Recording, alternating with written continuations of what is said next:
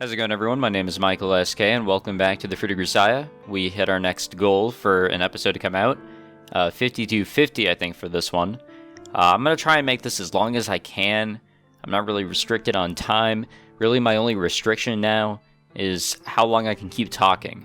I'll probably take a break in between. It's just that, I don't know, I can't do long recording sessions like I used to. I can't talk as long as I used to, which is very disappointing. So I'll try my best. But where we are right now, here in the game, or here in this route, Sakaki's route, we're learning about Sakaki's past. We're still under the bridge. It's raining. She's telling us her past, I assume. It's not a good one. I was relating some of the things to some of the other stuff that we see in Yuuji's past, with their parents. Of course, the situations are a lot different, but the personality traits are there. Basically, the father's a dick and the mother thinks that she's useless. That's sort of the similarities.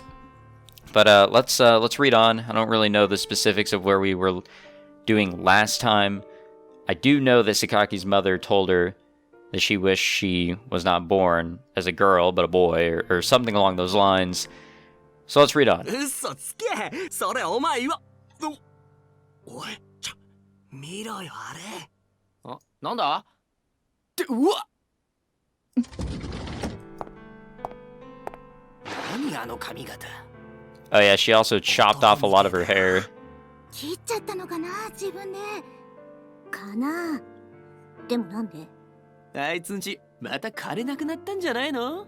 まさか散髪代ぐらい出るだろそれ。だよね。When I showed up for school with a hairstyle more appropriate for a boy, my classmates' reaction was exactly what I'd expected. They made no effort to hide their amusement. I had gotten that far uneventfully, not giving them much to work with, so perhaps there was a bit of a recoil effect. Whatever the case, my rough bob cut became an easy target for mockery and speculation. Of course, there wasn't a single person who showed any concern for me. Good old school.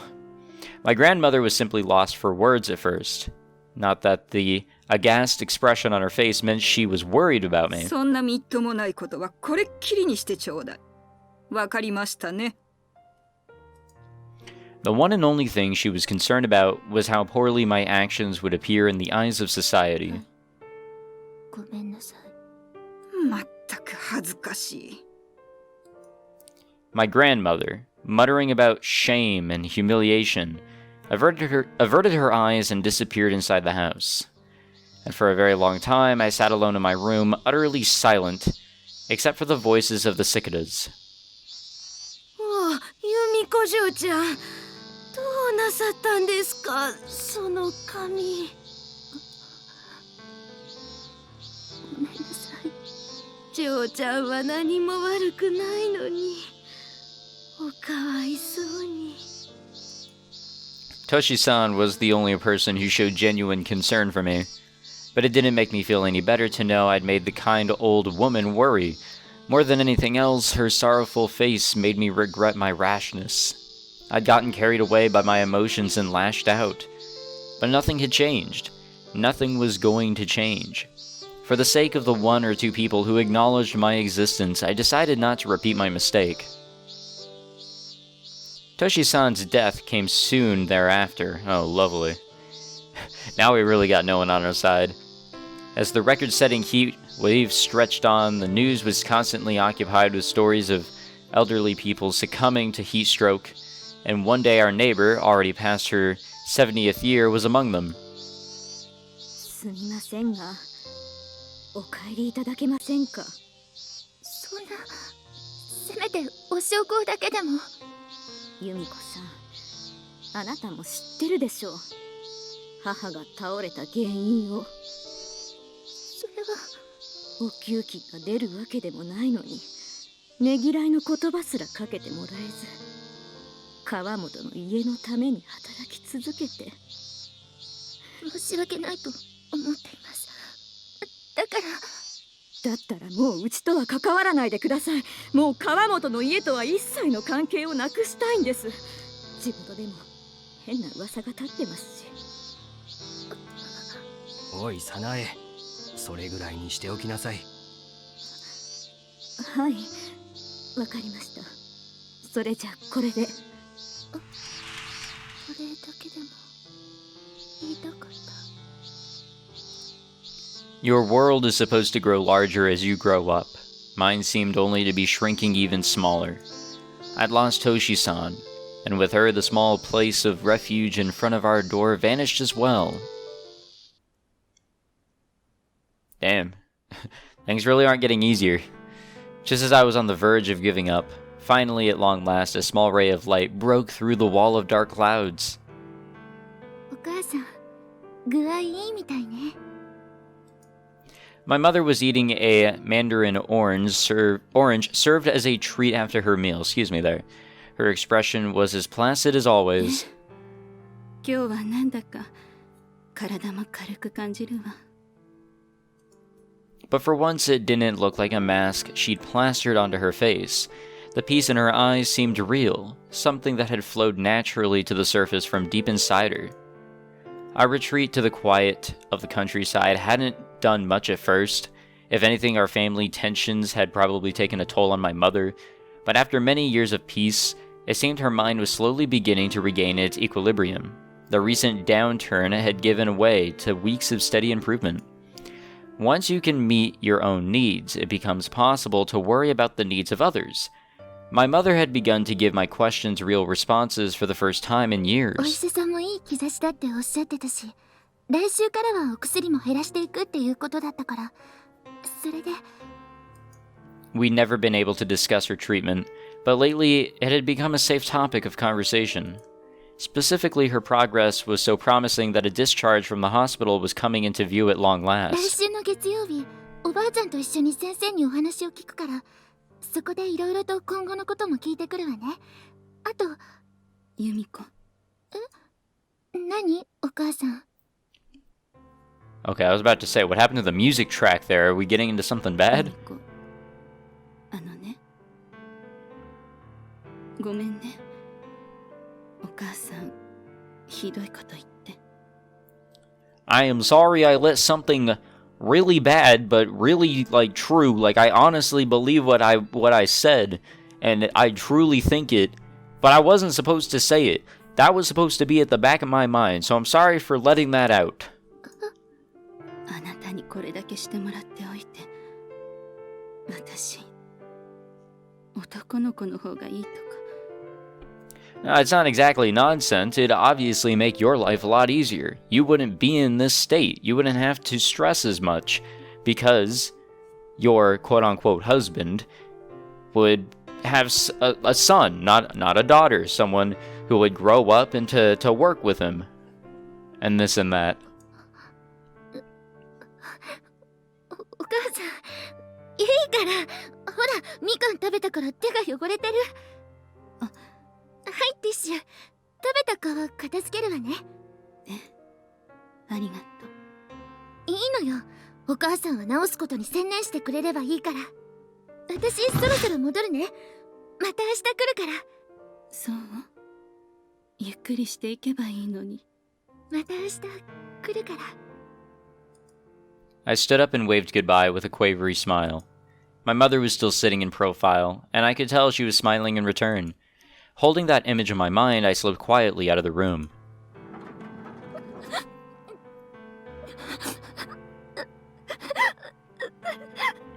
Yeah, she had to get out of there. The moment I closed the door behind me, the world began to shimmer through a wall of tears.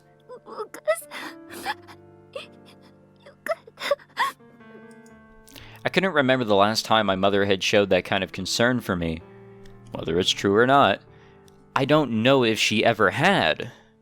By the standard of a healthy parent-child relationship, I guess it was an insignificantly small thing. But for me, at that moment, those tentative words of compassion were enough to inspire overwhelming happiness. Happiness so strong that I couldn't help but break down and sob. よくなる。よくなってる。I spoke the words again and again, as if to fix the fact more firmly in reality. Perhaps Toshi-san had taken pity on me and stopped by to heal my mother on her way to heaven. Things were suddenly moving in such a positive direction that such thoughts seemed almost plausible. The next week, my grandmother and I went to meet with Mom's physician for an update on her condition. Normally, I was the only one who attended those meetings, but the progress was significant enough that he asked Grandma to come as well. Flipping through the papers in his hand, he gave us a detailed account of my mother's symptoms and current status. Not that I really needed to hear any of it, I already knew she was recovering. For someone who'd visited her every single day for years, it was impossible to miss the transformation. それでもう娘は大丈夫なんでしょうか? Once the doctor's explanation came to an end, my grandmother leaned forward, clinging to his arm as she spoke. 治療も順調に進んでおりますし、このまま退院の準備を始めてもいいでしょう。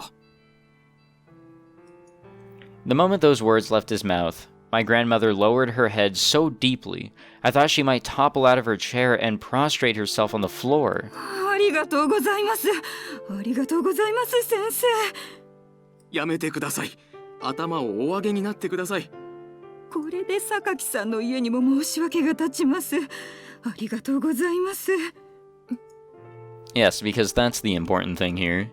Grandma continued to lavish her thanks to the doctor, as always doing her best to pretend that I wasn't even in the room. Mom's return to her husband would ensure that the Kawamoto business would continue receiving support from the Sakaki family. It was blatantly obvious from my grandmother's words that it was the sole reason for her gratitude. To the woman who brought her into the world, my mother was nothing but a defective political tool, but that only strengthened my determination to take care of her. Once the doctor's explanation was over, my grandmother went straight home without even stopping by to see her daughter's face. I heard her muttering the names of business partners to herself as she went by. She was probably planning to hurry back to the house and inform them of the news. Then again, I wasn't exactly eager to have her visit my mother with that sort of an attitude, so if anything, her quick departure was convenient. Dropping a pile of magazines and books onto the shelf as usual, I spoke to my mother in a tone of sincere cheerfulness. じゃあ、おばあちゃんやおじいちゃんに迷惑をかけることもなくなるのね。何より、こうやって由美子に来てもらわなくても大丈夫になるから、それが一番安心ね。お母さん。私、由美子にこうして負担をかけてるのが本当に申し訳なかったから。My mother spoke those words with real remorse in her voice. But at that moment, the burden didn't seem so heavy. My mother's feelings were more than enough compensation. カーテン、開けてもらえるかしら。Just as requested, I pulled back the curtains from the window at Mom's side.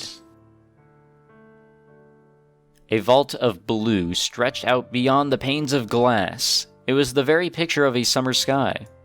Compared to the heart of the city where the Sakaki house stood, the blue in that place seemed far more pure and vivid. 今日もいい天気ね。ここを出るときには一度屋上に上がって空を見てみたいわ。Toshi-san told me once that my mother had always enjoyed gazing at the sky. She didn't look for anything in particular. She just tilted her head back and watched, and when people asked her why, she could never find an answer. I like to just sit in silence sometimes, I can just watch anything. Sometimes just sitting there, away from everything and anything, and just letting your mind relax as you stare off into space. That's peacefulness in a way. Memories from the day we first came to the town flashed into my mind. We'd walked hand in hand under a beautiful blue sky, but Mother's dull, lifeless eyes had never left the path below our feet. But she had finally remembered the sky. That could only mean she was on her way to recovery. そうだね。ここを出るときには一緒に空を見ようね。そうね。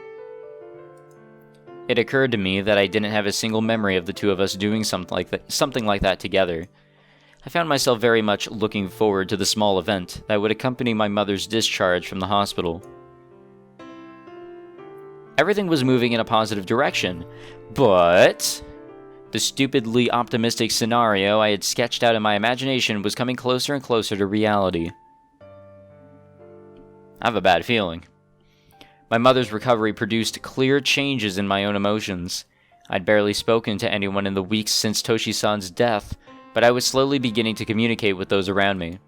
My grandparents still kept their distance, but if I approached them myself using my mother as a pretext, I could at least get them to have a conversation with me. Mom's recovery was their primary objective after all. They couldn't avoid hearing me out if I brought it up. Watching my grandparents interact with me, despite obvious reluctance, I felt as though I'd achieved a small but significant rebellion against the people who'd spent years ignoring my very existence. I'm right here. I'm in an important position. More than anything else, that sense of meaning gave me strength. In school, the others still rejected my very existence, but that didn't bother me much anymore. I would be returning to the Sakaki house once my mother recovered. This hollow school life would be over soon enough. The end was in sight, and that suffocating feeling of entrapment was gone. No matter what they said to me, no matter how they laughed, it rolled off me harmlessly. 3 days before my mother was scheduled to leave the hospital, I was hurrying to school through the rain. The drizzle that had begun a little after midnight was just picking up into a steady, heavy rain as I left the house. My umbrella wasn't enough to catch it all. Pausing for a moment, I glanced up at the angry sky beyond the edge of my umbrella. It was covered in deep black clouds from horizon to horizon, without so much as a patch of clear sky in between. Since our conversation the other day, Mom had begun to spend a lot of time looking out her window.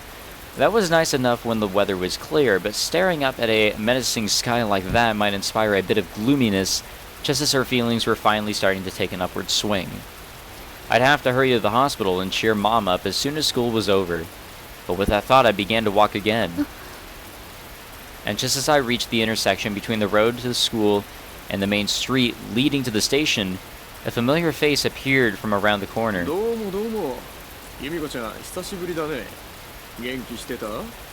Hey buddy, don't talk to me. But it wasn't a face I was eager to see. I instantly recognized the tabloid reporter who had once wheedled me into becoming a source for an article that mixed fragments of truth with innuendo and lies. Standing under a large jet black umbrella that seemed to mirror the rain clouds above, he looked me over with a faint smile on his face.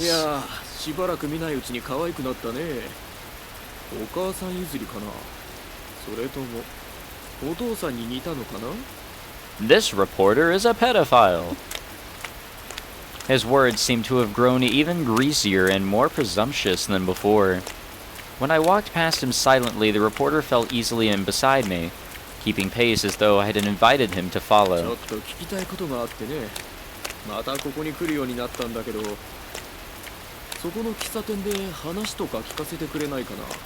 Yeah, that's gonna be a hard pass with me, John.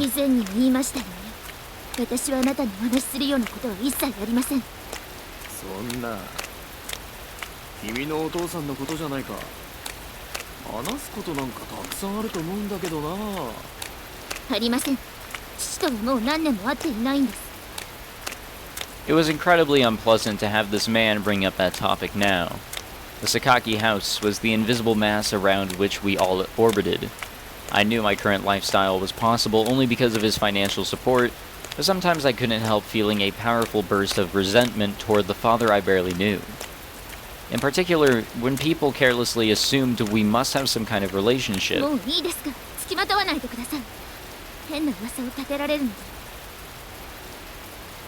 Stopping briefly, I spat out the clearest possible rejection, then quickly turned around to leave.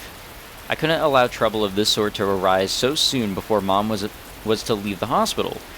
There was no telling how speaking to this man for even the briefest of moments might come back to haunt me. The reporter, no longer trying to follow, called out to me from behind. His words were suggestive, his tone unusually serious. I came to a halt despite myself. 何なんですか一体 Rationally, I understand. It would have been the same either way. I know that it wasn't the cause of what would follow. But still, somewhere deep down inside, I can't help believing everything would have been different if only I'd walked away. そうもいかないんだよ。だってこの話、君に弟ができたってことなんだからね。Well, that was unexpected. What?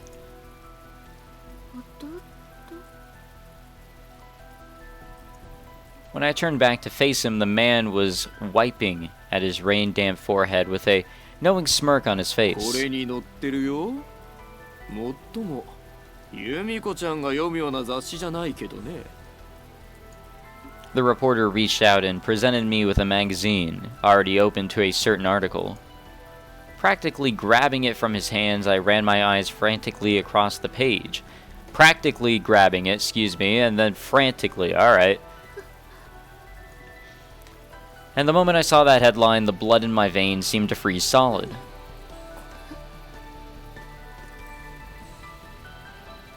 East Beach Express President Sakaki Michiyaki's illegitimate child? Long-awaited son born to a mistress. Bold sans-serif headlines, emphasized by sharp decorative flourishes, goddamn, below the face of a man I hadn't seen in a while, lined up with the portrait of his unfamiliar partner. Paragraphs full of vicious words that I could barely stand to read, and at the very end, one sentence that plunged me below even despair. As I had doubted my ears in a hospital room weeks before, this time I doubted my eyes. Currently arranging for a divorce from his wife. Those few brief words, buried in the final paragraph, as if they were the most trivial thing in the world, hit me with the force of a hurricane.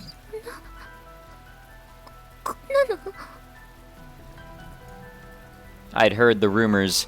I more or less understood that father was that sort of person, but there was no worse way to have those suspicions confirmed. Why? Why now, when my mother was recuperating in the hospital? Why now, when she was finally getting better? Was this article even true? Many thoughts swirled chaotically through my head. My hands trembled and lost their hold on the hateful piece of paper. ちょっと落とさないでよ。これだって一応資料なんだからさ。The magazine fell to the wet pavement with a slap. As it hit the ground, the pages that had been folded back flipped around, revealing the cover. And as if to turn the dagger in my wound, one final piece of information was revealed to me.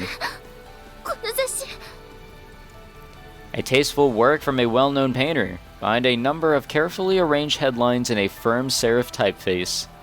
A weekly magazine, but one that clearly distinguished itself from the tabloids and gossip rags.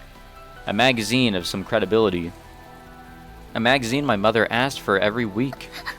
というわけで、ぜひこの件について、お姉ちゃんとしてコメントを聞きたいんだけど、時間を。って、ちょっと、おい! See ya, nerd. Charging off the sidewalk that ran alongside the prefectural highway, I sprinted all out along a farm road, slanting diagonally away through fields of green. The path didn't turn toward my school, so it offered an ever so slightly more direct route. But it was only a farm road. In places, it hadn't even been paved. It was an extremely difficult course to run on a rainy day. But I didn't have the luxury of worrying about that right at the moment. I needed to get to the hospital as soon as I possibly could. I needed to stop my mother. With the recent improvement in her condition, Mom had started to leave her room and visit the hospital store to purchase her own books and magazines. If the nurses were still delivering them with the mail, there was at least a chance they'd check for articles that might upset her. But it was hard to imagine the clerks in the shop would have been told to do the same.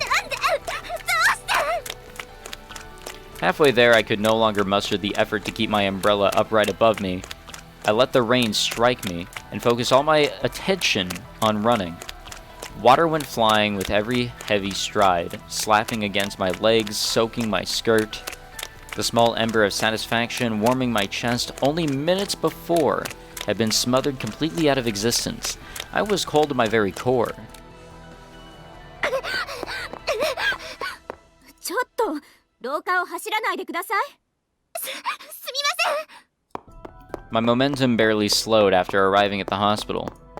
I understood perfectly well that running in the hallways was off limits, but the rules I had always obeyed mattered less than reaching my destination even a moment sooner. Turning a corner on the third floor, I finally entered the wing reserved for private rooms. A moment later, my feet came to an abrupt halt. There was something unusual going on in front of that familiar door. For a moment, I was simply bewildered.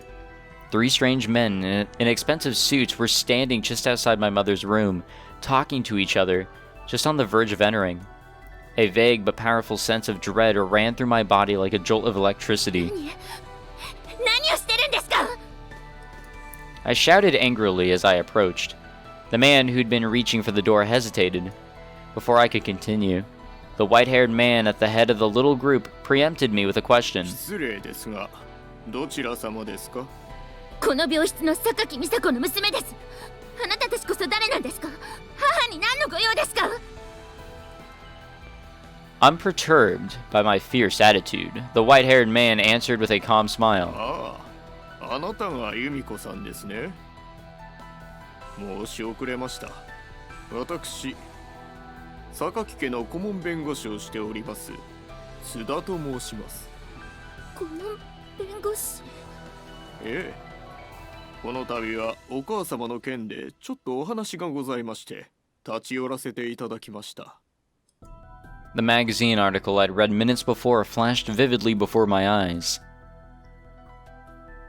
Currently arranging for a divorce. In a heartbeat, my mind connected those words to this lawyer's sudden arrival. すいません。あ？あと父を離婚させるために来たのでしょ。今母は病気なんです。そんな話なんかしたらどうなるかわかるでしょ。由美子さん、それは誤解です。私たちはその件ではなく今後のお二人のことについて。嘘、さっき雑誌で見たわ。全部知ってるんだから。 The man's composed face distorted into a scowl at the word magazine. He must have been trying to reach us before the information did. 仕方ないな。おい。はい。 With a small movement of the lawyer's hand, the 2 men who'd been hanging back moved quickly toward me. They had me physically subdued before I could even register surprise. One man had slipped behind me and caught my arms in a firm, full Nelson. The other stood in front of me like a wall, eliminating any chance of escape. I screamed desperately, but they weren't the sort of people to flinch at the cries of a young woman. The private wing was never a busy place. Today it was entirely empty. And with the heavy rain drumming down outside, I doubt anyone elsewhere in the building even heard my voice. And of course, against the strength of 2 full-grown adults, a child like myself was completely powerless. しばらくおとなしくしていてください。 The lawyer's voice had grown cold. It was the all-too familiar voice of an adult. 榊美佐子さん、弁護士の津田と申します。お話があってまいりました。失礼しますよ。 His words were extremely polite. If anything, that made them all the more frightening. Ignoring my tear-choked plea, he pushed open the door to my mother's hospital room. I was the first to react. The bed sitting by the window, which had always been occupied before, was now empty. うざいか。まあいい。待たせてもらうこととしよう。 In contrast to the perpetually calm lawyer, I was filled with a profound sense of unease. The doctors always made their rounds at this time of the day. None of the patients were allowed to move around freely, much less my mother. They'd given her a normal space for the sake of camouflage, but by all rights, she belonged in a room with bars on the window. Normally, it wouldn't be unusual to move a patient only 3 days from discharge back into the hospital's general ward, but my mother's condition was still delicate. Her physician had decided to handle everything cautiously until the very end. It just wasn't possible that Mom had simply stepped out at this time of day. 何ですか、あなたたちは。 The doctor had arrived for his daily rounds. For a moment, he simply stared at the bizarre scene inside the room with confusion in his eyes. Before the lawyer could stand to offer a greeting, I yelped out from the corner where the man had deposited me. ついさっきまでここにいたと報告を受けていたんですが、そうだろう。 He turned to the nurse at his side for confirmation, a hint of alarm in his voice. はい、確認しましたのでそう伝えましたが。 The startled nurse looked around the room as if expecting to find my mother hiding in a corner. It was all too much for me to process. Everything was moving forward smoothly only an hour ago, but now we were derailed, hurtling rapidly away into darkness and confusion, all of our painstaking work falling apart around us. I had to look for my mother. I had to keep her from finding out about that article. I had to get out of this room, away from these people. Countless thoughts stampeded wildly through my head, but there was just one thing that seemed clear to me. I couldn't just sit here waiting. Before anything else, I had to find Mom. And all of a sudden, I remembered. ここを出るときには一度屋上に上がって空を見てみたいわ。 The words rang out so clearly in my ears that for a moment I thought she was really there, speaking to me. Pushing my way through the man who'd been holding me in check, I slipped past the doctor and dashed out into the deserted hallway. こら、待ちなさい。 I heard voices from behind. I ignored them. I didn't have any real proof, but there was nothing else for me to go on, so I had no choice but to cling to my intuition. Taking the stairs two at a time, I headed for the very top of the building. By the time I managed to struggle all the way to the rooftop, my breath was coming in quick. Ragged gasps, and my legs were burning beneath me. I felt about ready to collapse. After all, I sprinted from my house to the hospital, and then from my mom's room up to the roof with barely a pause in between. But my exhaustion was the last thing on my mind. Oh, but it'll catch up to us. I threw myself against the door with the last of my momentum, swinging it wide open. Alone in the dark, engulfed by the roar of the rainstorm, I screamed for my mother. It was coming down so hard now that mist was rising from the bare concrete. Even seeing across the rooftop was a challenge. Naturally enough, given the weather, I couldn't make out any signs of human presence.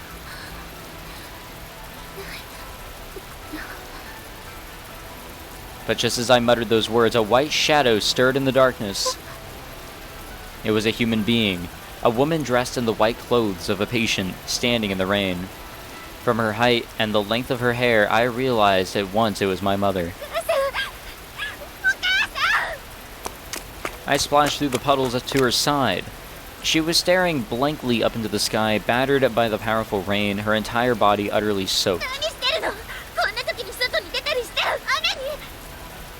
I grabbed my mother by the shoulder and shook her frantically, trying to catch her attention.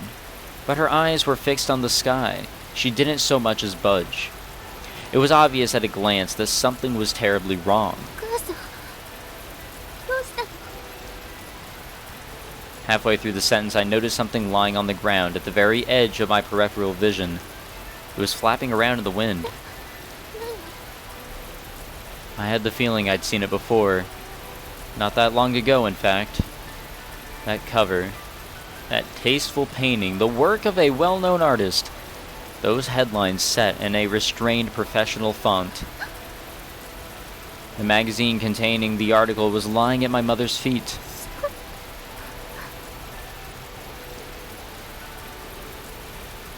My hand slipped off her shoulder. I staggered backward, barely staying on my feet. Why had this happened? Why did everything have to fall apart when we were finally starting to move forward? Why was my mother standing there, soaking wet, Why did she have that blank expression on her face? Why am I wanting to die? No. Many questions bubbled to the surface of my mind. None of them had answers. They just sat there, suspended in my mind, stagnating, until they putrefied? Let's go with that. Into a pool of solid sludge. Maybe they meant to say petrified? Whatever. My mother fixed her lifeless eyes on mine. I was startled. It was the first time for as long as I could remember that my mother had looked me straight in the face. But that was without a doubt the worst possible way for that chain to be broken.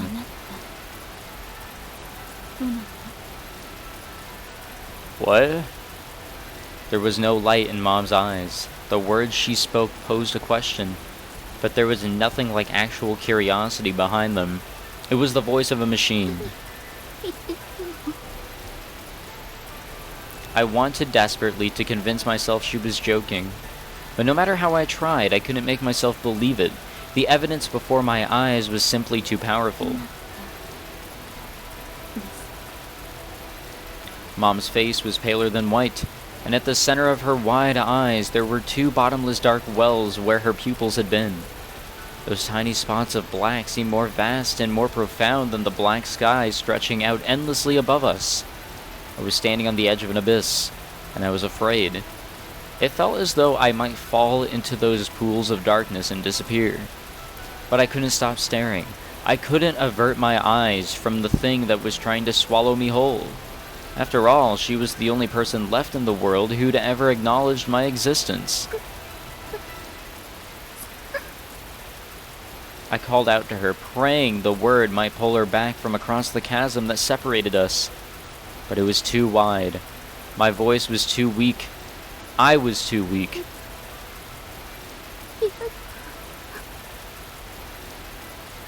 I shrunk away. Just one step, my heel slid backward across the wet roof. Then we ate shit. And then for just a moment it felt as though my body was floating.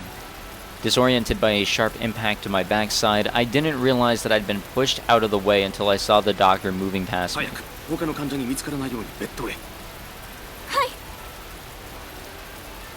As I sat stunned on the wet concrete, they took my vacant-eyed mother in their arms.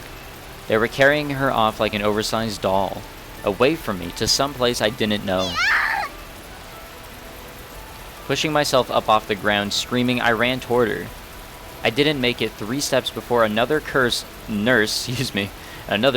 caught me in her arms.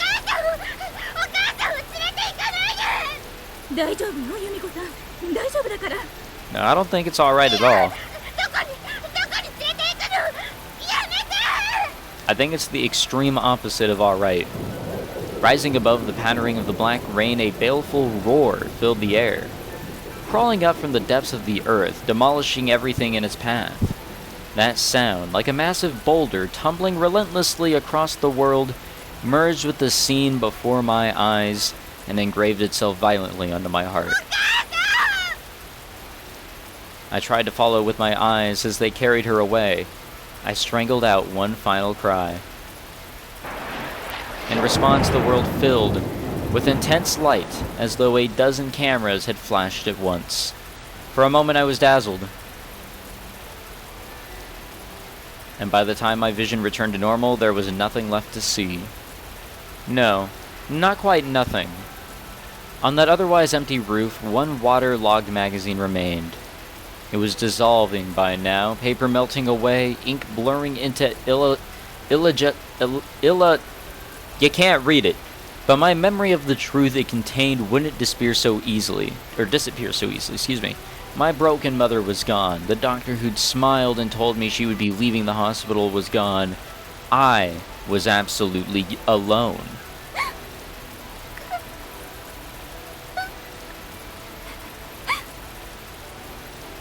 I crumbled where I stood.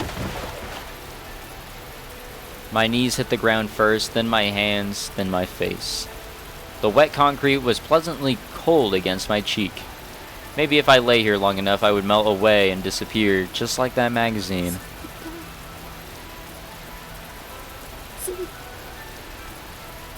The ground was cold, but my body was hot.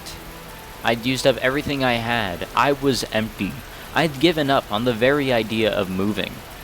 The merciless rain continued to pour down on me, jet black rain, even though it wasn't night. The vicious dark water pooled around me, creeping up my body as if to swallow me whole. Wowzers. That was crazy. Alright, I'm going to take a little bit of a break. I also got to go do something, and then we'll wrap this episode up. Alright, I'm back from my little break.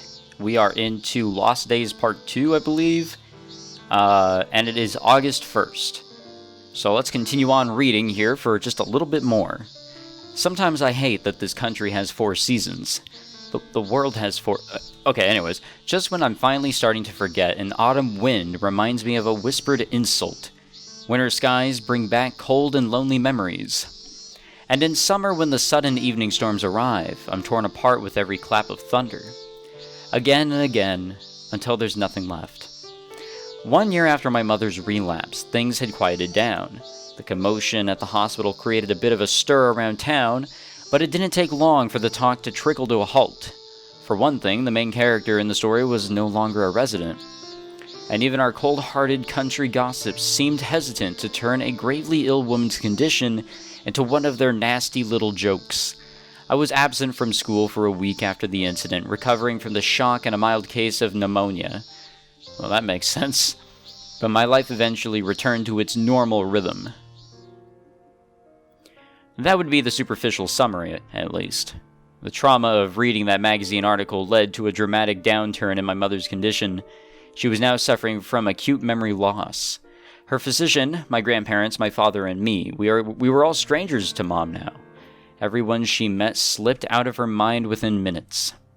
These symptoms were far beyond anything a local hospital was equipped to handle. Soon after the incident, Mom was transferred to a specialized psychiatric institution in North Kanto. Ironically enough, that divorce never actually came to pass. Perhaps my father backed off out of concern for his public image? That or it was part of some conditional legal arrangement. I don't know. One thing, however, was perfectly clear. The connection between the Sakaki and Kawamoto houses had been severed. My two families spent the first months after the incident squabbling by proxy about legal issues and the care of their mutual burdens. In the end, the Sakaki continued to cover my mother's medical expenses, but they were no longer providing supplementary support to the Kawamoto family's floundering business. 美佐子の件だけは責任を取らせたけど、これで支援もなくなって。どうするつもりですか、あなた。つつましくやっていけばなんとかなる。すまんが、しばらくは我慢をしてくれんか。歴史のある川本の家がこんな粗末な生活をするようになるなんて。しかもあの子の面倒まで見なければいけないなど、こんなバカな話がありますか。まったく、なぜこんなことになってしまったのかな。Even long after the matter was settled, my grandparents never seemed to tire of moaning about the unfairness of it all. And of course, as the easiest target for their bitterness, I once again found myself wedged between a rock and a hard place. I had the bare minimum required for a normal life. They always kept up appearances after all. But not a day went by when I didn't hear sarcastic, scornful words from the shadows. I went to a silent school and returned to a silent home. I'd lost my refuge. I'd lost my hope. All I could do was suffer quietly. This would be the point where a normal person might go, bad. But I had been living inside a cage for so long that not even that choice was available to me. There was a time just once when I tried approaching a group of girls with that sort of reputation. The result was pathetic. In that country town, even the delinquents were mindful of appearances. They turned their backs on me and walked away without a word. Shunned even by those lowest on the totem pole, for a long moment I just stood there, rooted to the spot. And then I found myself looking up in the sky.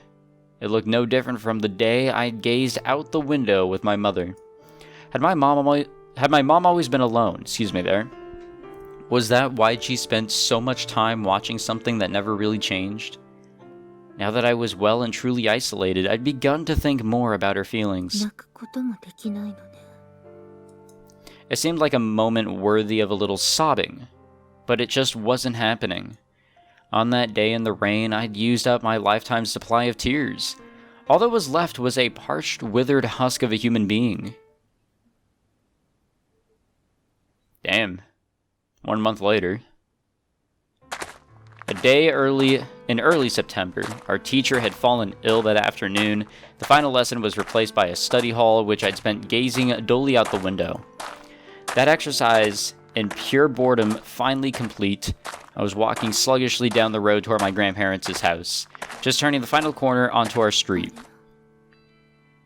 Gasp! Something was wrong about this picture. A shiny black luxury car was parked along the thickly hedged road in front of our house. The Kawamoto family didn't own a private automobile.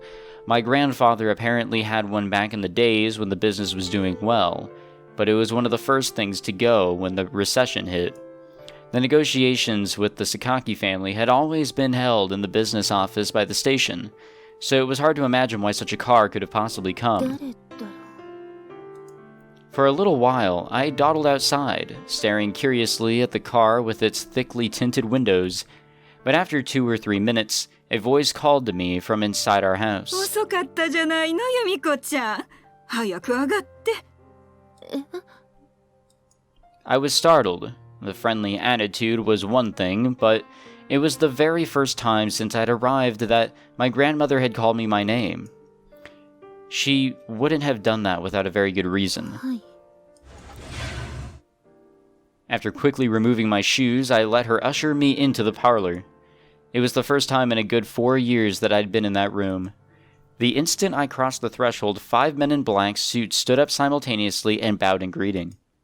As I blinked in bewilderment, my grandmother spoke, a strange little smile twisting her face. ほら、そこに座って。由美子ちゃんが話に入らないと進まないことなんだから。And with that, she sat me at the head of the table. The dusty air in the rarely used parlor tickling my nose, I looked around me. All 5 of the men had deeply serious expressions on their faces. To be honest, I wanted nothing more than to run away. 一体何の話なんですか？ Oh, my bad. As soon as the question left my mouth, goddamn, a man seated to my left took control of the conversation. お父様、榊道明様の命により、由美子様をお迎えに上がりました。Ooh, we're out of here. お迎えに。はい。お父様は昨年の一件で、由美子様をとても心配していらっしゃいました。Yeah, I doubt that he was こう worried. してお迎えに上がった次第です。What on earth was this man talking about? After the incident with Mom, my father hadn't showed up in this house even once. I understood that he had a busy professional life, but he didn't even bother to send a message or place a phone call. Now they expected me to believe he was worried? Now, after a full year? Ridiculous. It was mystifying. Grandma had even let them in the house. Let alone with that simpering grin on her face. Didn't she understand this was nonsense? But soon I discovered that my grandmother's reactions were perfectly lucid, for reasons that had nothing to do with any of that. よかったわね、由美子ちゃん。これでいい学校に通えるし、お父様とも一緒に住めるのよ。Translation. Now you can get the fuck out of here and stop giving us bad luck. いろいろあったが、これからは何の心配もしないで暮らせるんだ。よかったな。お父様からもまたこの家を助けていただけるそうで、本当によかったわ。Ah, now I understand. Or now I understood. This was a question with no choices. My grandparents had decided the answer beforehand, and were now, unilaterally forcing me toward it. Said that wrong. I was so profoundly astonished at their naked self-interest that I couldn't even manage it in any anger. But it's not as if snapping at them would have achieved anything in the first place. Remaining with them was probably never really an option. わかりました。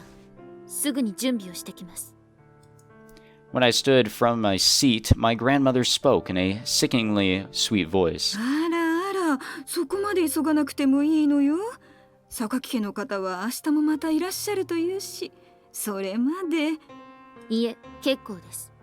今いらっしゃってるのなら、その車に乗っていきます。あら、そうなの？由美子ちゃんがそう言うのなら仕方ないわよね、あなた。ああ、もちろんそうだ。由美子のいいようにすればいいからな。I was about ready to vomit. From my grandmother's words, it seemed clear the Sakaki had come with a clear offer in hand. My return in exchange for restored financial support to the Kawamoto business. My grandparents had considered me a burden from the start, so I imagine they didn't exactly hesitate. It probably felt like selling some piece of junk from the backyard for a huge sum at auction, excuse me. I tried muttering the words, but couldn't manage much conviction. After all, I was scuttling around the same sordid web. How could I complain? I wasn't working for my food. I pulled all the clothes out of my chest of drawers, threw them onto my tatami mat, and scowled down at them. I wasn't speaking to my grandparents, the house, or even my mother. It was a farewell to the person who had lived here, idly wasting day after empty day, accomplishing nothing but growing older. I spoke those words to confirm a simple fact. That room was nothing to me. It held nothing of me. One by one, I cut the clothes I had worn in the place to shreds. The expensive-looking children's clothes I had brought with me, the generic, ready-made supermarket clothes my grandparents had bought me when the need arose, my middle school uniforms. My face, an emotionless mask, I carefully chopped them into tiny pieces. My preparations were complete. Grabbing the scrapped clothes with both hands, I shoved them right back into my chest of drawers. It took less than a minute to toss my everyday belongings, art supplies, and sketchbooks into my bag. Just like that, my life in that place was over. I didn't look back. After a stiff formulaic goodbye to my grandparents, formulaic, by the way, I dropped by my school for a few brief formalities, then began my journey home. Of course, I hadn't seen that home in many years. I had only the vaguest memories of the house itself.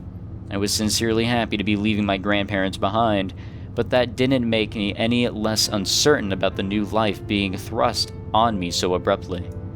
The car headed north at high speed, moving from the coastline into the outskirts of the metropolitan area. We were heading for the heart of West Tokyo.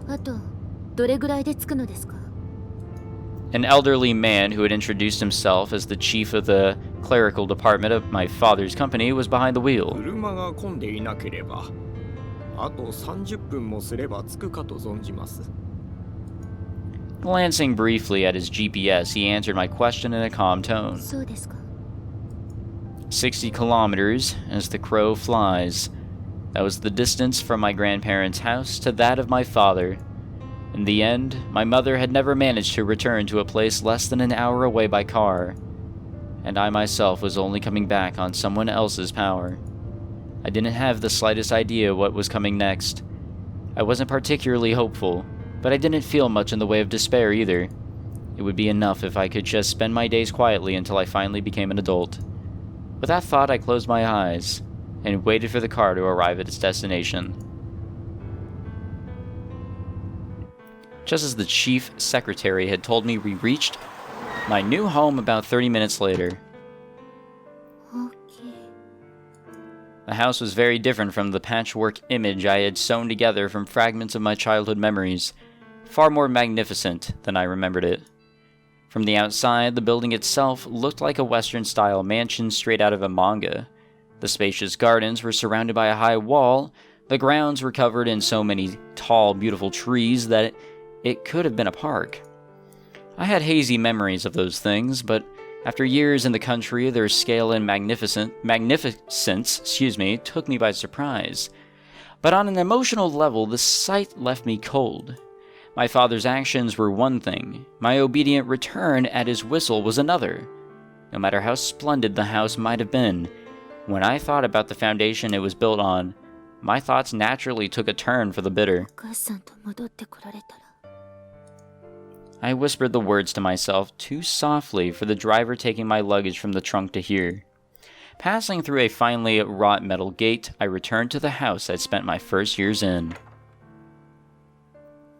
The uninspiring luxury was all the more pronounced inside the house itself. As I took off my shoes and looked around the gleaming entrance hall, I heard footsteps approaching from a side passage. Yumiko, 戻ったか? 大きくなったな.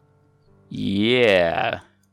It probably would have taken me some time to recognize the person standing in front of me, if not for the recent photograph I'd seen in a certain magazine 1 year before. Face to face with my father for the first time in what felt like decades, I saw a middle-aged man with a reasonably healthy complexion, but a subtle hint of something like gloom in his eyes. ただいま戻りました。 As I lowered my head in a polite bow, my father continued in the same cheerful tone. どうした? 声に元気がないじゃないか。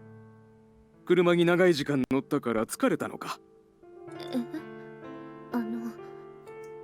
I was more taken aback than anything else, considering the way he had treated Mom and me up until that point.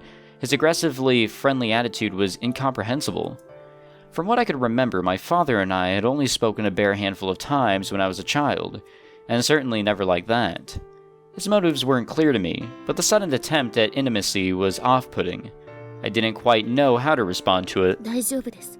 ちょっとお部屋に戻って休みます。 For the moment, I just wanted to cut the nauseating conversation short. ああ、わかった。ユミコの好きなようにするといいよ。失礼します。 With another bow to my father, I made my way past him, heading for the one part of the house I remembered well. My very first place of refuge, the bedroom in which I had spent so many hours as a young child. I climbed the stairs and found my room without the slightest hesitation. Remembering its location so exactly prompted a brief swell of nostalgic emotion, but that soon gave way to that recurring sense of disgust. My memories there weren't exactly happy in their own right. The room I entered for the first time in years was so completely changed that I couldn't help raising my voice in surprise. The badly mismatched desk and bed had been cleared away. In their place was a complete arrangement of fancy furniture and pretty little luxury items, exactly the sort of things that might appeal to a girl of my age. わざわざ揃えたのかしら。 Every part of the decor seemed as if it could have come straight from the set of a movie. The room was filled with fragile, ephemeral things. It felt as though they'd disappear like soap bubbles if I actually touched them. Normally, they would have made me happy, but at the moment it seemed a hollow gesture. お母さん、帰ってきたわよ。 Sitting on my bed, I murmured those words to myself. I'd finally managed to return to that house, but my mother wasn't with me. All I had there was a forced, artificial welcome from the man who had broken her. Would I simply resume the same numb, miserable life in a different setting? Staring up at the ceiling, I could feel the familiar jet-black sludge growing thick inside my chest. I fought down the crushing feelings of despair as best as I could, closed my eyes, and fell asleep. Whew. Damn. So now the real question is, what's happening? Why this change? What is going on with the Sakaki family that has prompted this change to I guess garner and be there for Sakaki, or for Yumiko, as she is brought back to the household? Something's up. Something is up. And it's got to do with his son, her new brother, I guess you could say.